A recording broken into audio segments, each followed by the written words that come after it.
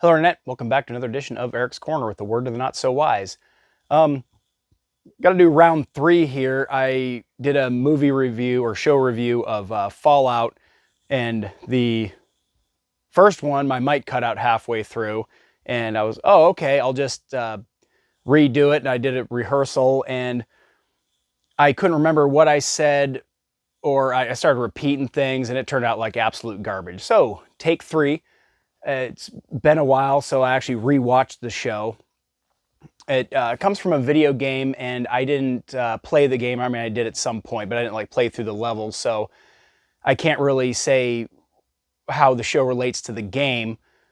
But it jives with my Doomsday Prepper platform, and I don't like using shows as examples because I mean it's still Hollywood and it's still fake, but it does give you some things to think about. So without further ado, so Fallout starts out.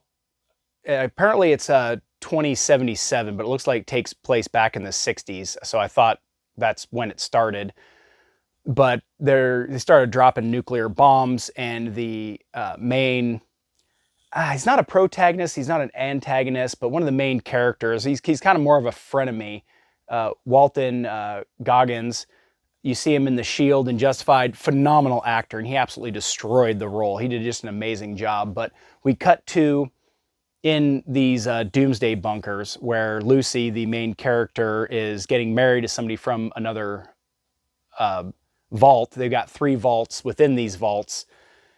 And it turns out they were outsiders that infiltrated that are there to kidnap her father. So they kidnap him and take him, and then there she goes out to go and try and find him.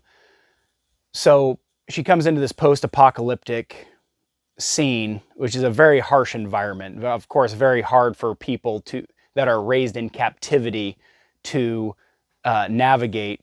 But I mean, they show videos of her wrestling, and she was a gymnast, and they taught her how to shoot, so she can handle herself within reason. But she's a very, very sweet girl, very good person, and she's not the kill or be killed kind of type. But so she heads out, and she runs into the ghoul, which there's lots of ghouls, but the ghoul is Walton Goggins.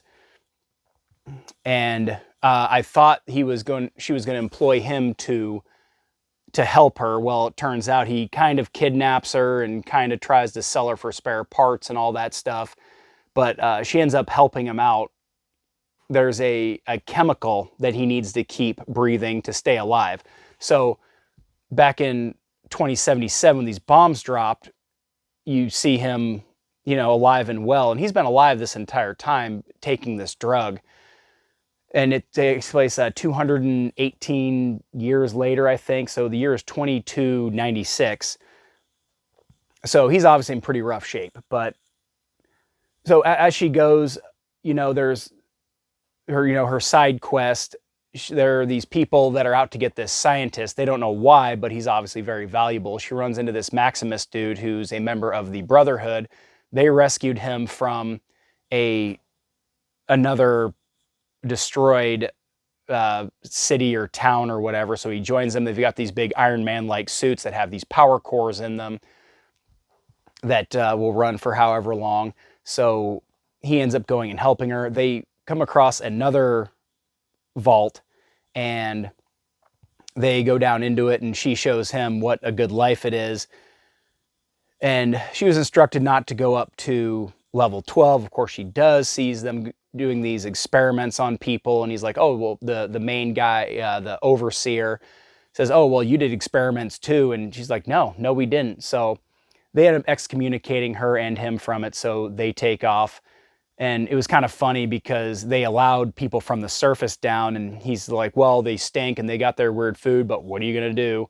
Which I thought was kind of funny. I think that was kind of a jab at immigration and just letting whoever into the country, and then you got to do things their way, which I thought was kind of funny. It doesn't have a lot of woke bullshit in it. So they carry on, and he gets into a fight with one of his squires. This happened before this. Might be a little out of order here. And he ends up stepping on his leg in one of these big Iron Man suits. Well, she ends up taking this scientist's head because he instructed her upon him dying that that's all they needed. And so he's on his way back to trying to get back to his base, and he runs across this crazy doctor guy, and he's like, "Oh, well, take this. It'll cure you," and it did. I believe this chemical was meant to be a radiation sickness medication, and it worked a little bit too well, so it makes them heal really fast. He takes an arrow to the neck, and he's like, "Why aren't I dead?" He pulls it out, and he heals, and Maximus was like, "Wow, I think you're a ghoul," which the Brotherhood absolutely hates these people, so he had to flee because he wouldn't be welcome back in that community. So so they end up getting the head back, and they get back to she finds where her dad is, and upon arriving, the president or leader of this community starts explaining to her why they took her dad, and she's very close to him. And throughout this, they're doing flashbacks of the ghoul and before all this, and his wife she's some kind of elitist. She's in charge of these bunkers somehow. I'm a little fuzzy on what exactly, but and then he runs into a very much younger Hank. And it's like, well, he's been taking this chemical to stay alive. Why is Hank alive back in 2077? And he's still, only 20 years older now and has raised this, 20-ish-year-old daughter.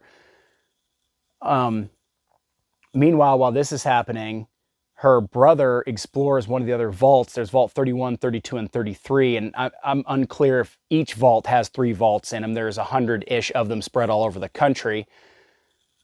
And her brother goes exploring and finds, I think it was vault 31, it's full of people in cryostasis. So these would be your elitists that, like, well, we're just going to sleep through it, wake us up when it's over, and they have to have somebody wake up from time to time. So when it's all clear, they can wake everybody up. Or, of course, if one of these power cores, which powers these suits, is also what's powering these vaults. If those go down, they got to wake everybody up, and they kind of have to have somebody keeping an eye on things.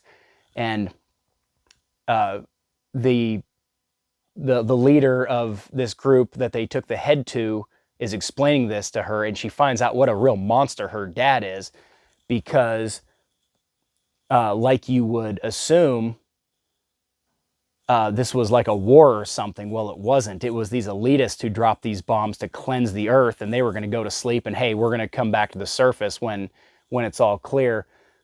In one of the flashbacks, the ghoul's wife was in a meeting, and they had a map in the background of where all the vaults were, and they were talking about, like, well, let's limit food supply, and it's survival of the fittest. Let's separate kids from their parents and raise super soldiers. So this is where the experiments come in.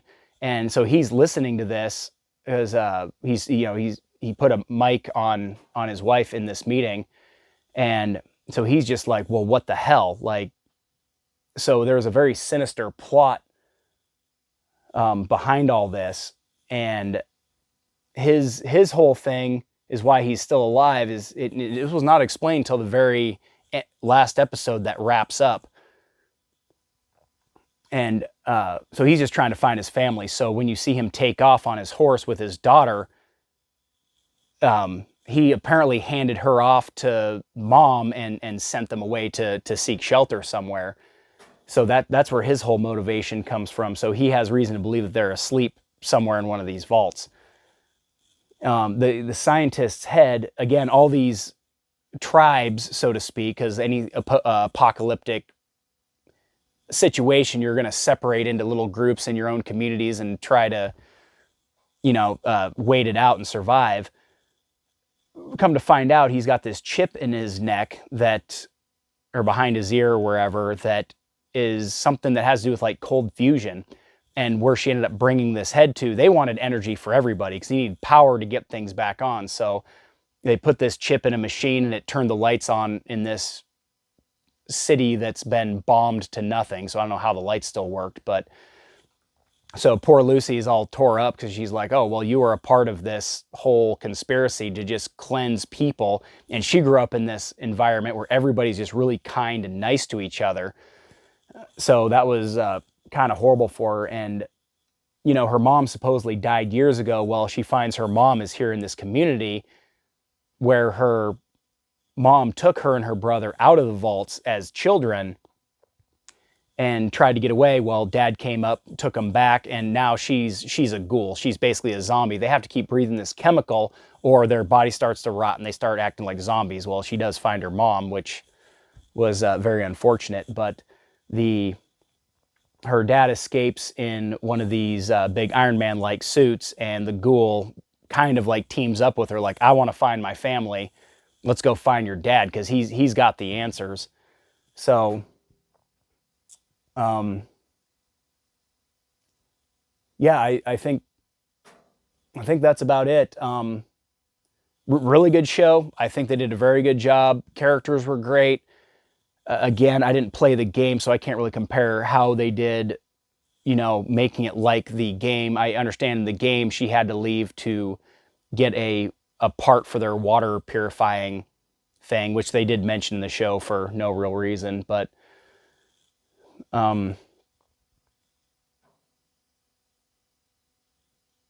yeah, I think that's about it. And it jives with my doomsday preppers type stuff. You know, nuclear war or extermination in this case is about worst case scenario, because even if you survive initial fallout, there's just almost nothing there, and you go up to a surface and then you get radiation sickness and all that good stuff. They had a lot of really cool components, a lot of really cool side quests and all that. So yeah, I think I wrapped it up pretty good. So I mean, let me know what you think. Hopefully you weren't planning on watching the show and you watched this first, but it's been out for a few months, so I hope it didn't spoil anything. So yeah, thanks a lot for watching. Let me know what you think, and by all means, I mean, shoot me a comment and let me know if you want me to talk about another post-apocalyptic show. Be happy to throw in my bullshit 2 cents. So have a good night.